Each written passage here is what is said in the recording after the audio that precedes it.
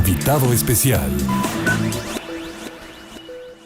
2:04 p.m. Estamos de regreso y bueno, se encuentra con nosotros en el estudio Javier Martínez Cruz. Él es comisionado del Instituto de Transparencia, Acceso a la Información Pública y Protección de Datos Personales del Estado de México y municipios. También es coordinador de la Comisión de Protección de Datos Personales del Sistema Nacional de Transparencia, que hoy vino a dar una conferencia, ¿verdad? Así es. Platíquenos sobre esta conferencia en el que se tocó el tema de protección de datos personales como límite al derecho de acceso a la información.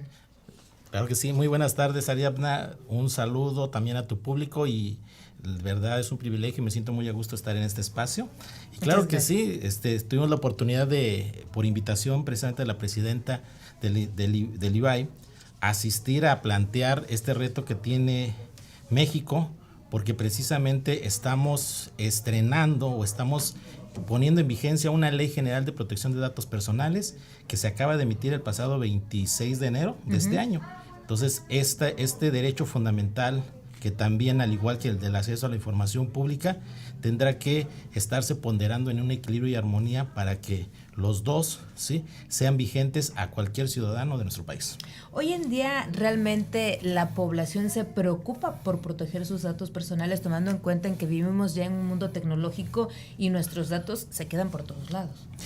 Ese es precisamente un factor que ha llevado a que esta ley general lleve, sobre todo para instituciones públicas que trabajan con datos personales, que atienden servicios y funciones públicas que tienen que otorgar al ciudadano y que muchas de las veces entran en contacto con ellos, recaban información. Hoy lo que mandata esta ley general precisamente es que esas autoridades públicas entiendan el bien que se les entrega por parte del ciudadano y serán responsables de la protección de esta base de datos, porque precisamente, como bien se dice, exponer un dato personal pone en riesgo la integridad del particular. ¿Y qué tan difícil es realmente tener ese acceso de protección de datos personales? Porque ha de pensar uno, incluso hasta yo lo llegué a pensar, qué difícil proteger mis datos, no voy a tener problemas, mejor ahí. O sea, ¿es realmente difícil tener esa protección?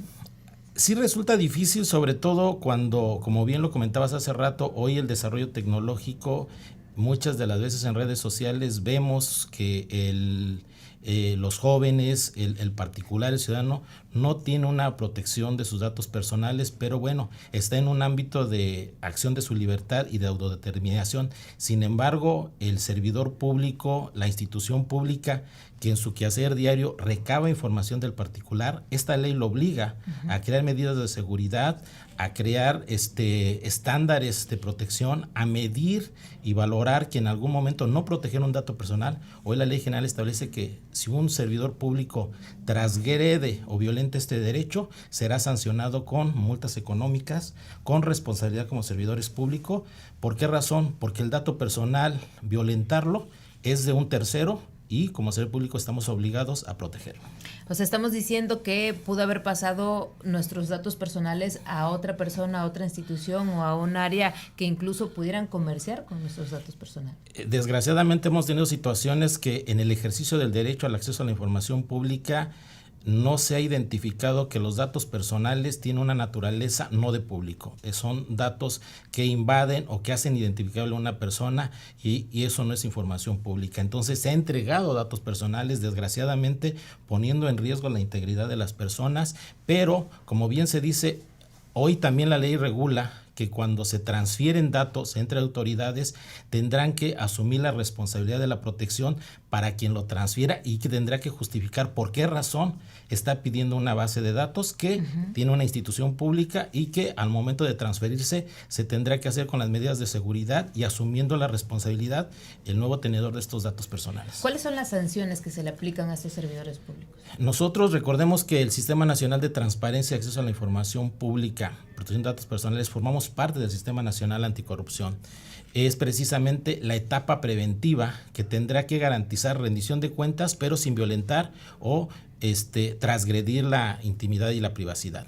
Que plantea precisamente una ley como la Ley General de Protección de Datos Personales, sanciones que pueden ir de 11,000 pesos a 110,000 pesos, la multa más económica más grande, y la tendrán que pagar de su sueldo los servidores públicos, independientemente de del ámbito de responsabilidad administrativa o penal que se pueda dar de acuerdo a la Ley General también de Responsabilidad de Servidores Públicos. ¿Cuáles son las medidas de seguridad? Porque muchas veces también depende de nosotros el hecho de no dar a cualquier persona nuestros datos personales. Nosotros como instituciones públicas y cualquier servidor público que tenga que recabar en el ejercicio de su quehacer público información referente a un particular, tendrá que emitir y hacerle saber el aviso de privacidad, donde se tendrán que combinar 8 principios como establece la Ley General de Protección de Datos Personales, que establece desde para qué se requieren, qué tratamiento le van a dar, qué proporcionalidad o por qué se está pidiendo cierta información. Tendrán que especificar en este aviso de privacidad que sus datos estarán protegidos y obviamente toda esta información tendrá que ser expuesta ante el particular y el particular firmará o aceptará que está dispuesto a otorgar estos datos porque sabe para qué se están recabando. ¿Ya se han aplicado sanciones a servidores públicos por esta situación, por no respetar los datos personales de otras personas? Recordemos, bueno, ya había sanciones dentro del ámbito de las redes de servidores públicos. La Ley General de Protección de Datos Personales se emitió, apareció en el Diario Oficial de la Federación el pasado 26 de enero. Estamos básicamente viviendo con esta normatividad 11 meses.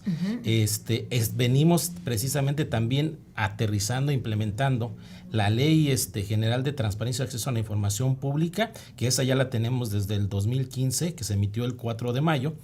Y lo que hoy estamos viviendo en México y que es parte de lo que nos mandata la Ley General de Protección de Datos Personales es que el próximo 27 de enero, es decir, un año ya de vigencia, el Sistema Nacional de Transparencia y Acceso a la Información Pública, que lo conforma el INAI, que lo conforman los 32 órganos garantes a nivel de entidades federativas, el INEGI, la Auditoría Oficial de la Federación y el Archivo General de la Nación, tendremos que presentarle a la sociedad mexicana una política pública de magnitud nacional y que es precisamente el Programa Nacional de Protección de Datos Personales, donde se establecerán estas medidas de seguridad, líneas de acción y donde también estaremos viendo ya en vigencia, ¿sí?, precisamente este tipo de sanciones.